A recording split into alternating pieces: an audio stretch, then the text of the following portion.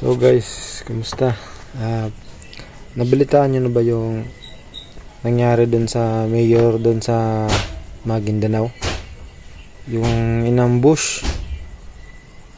Naku, buti na lang naka-bulletproof yung sasakyan na sinakyan nila. Ito yung mga eksena guys na akala mo ay mapapanood mo lang sa sinihan, sa mga movie. Ito yung mga eksena guys, so panoorin natin. So guys, kung makita nyo, dalawang anggulo yan. Yung sa taas, yung sa sasakyan ng mayor, tapos yung baba, yung nag-ambush. Akala mo eh, sinihan lang eh, yung pinasabog na sasakyan na eksena. So guys, kung maririnig nyo, parang may gumaganti pang putukan eh, o sa kanila buwan. So guys, tingnan naman natin yung itsura nung sasakyan ng mayor na tinumaan ng RPG.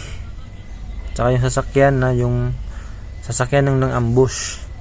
Panoorin natin kasi mo din siya tong sakyanan nga gi RPG no. Makita gyud ninyo maka-amaze gid ang nangyari pala to guys sa noong January 25 lang, pahakan siya og gamay 2026.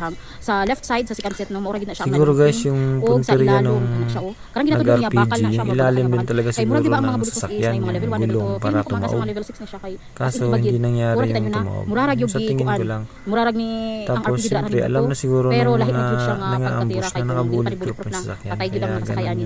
Mao gyud ang naka-save kay mayor ang iyang hindi lang sila nagtanggumpay. ug diri nga side mo puni katong van nga gisakyan sa mga batan Siguro nga alam na rin nung mayor na makita ninyo maugyod ni siya nga siya or ban kung sa tong nasa inyo kita sa babanta mga video sa nga buhay niya. gipost sa social media mauni siya nga narinig na itsura. siguro din. Kung makita ninyo Kaya bago gid siya wala kang ganun inform bago kayo ginagawa. sa lagi sa mga bulletproof na fresh yung pa gyud ba hatod sasakyan ka bila niya. nakadlaw kita ninyo na lahi ra gyud.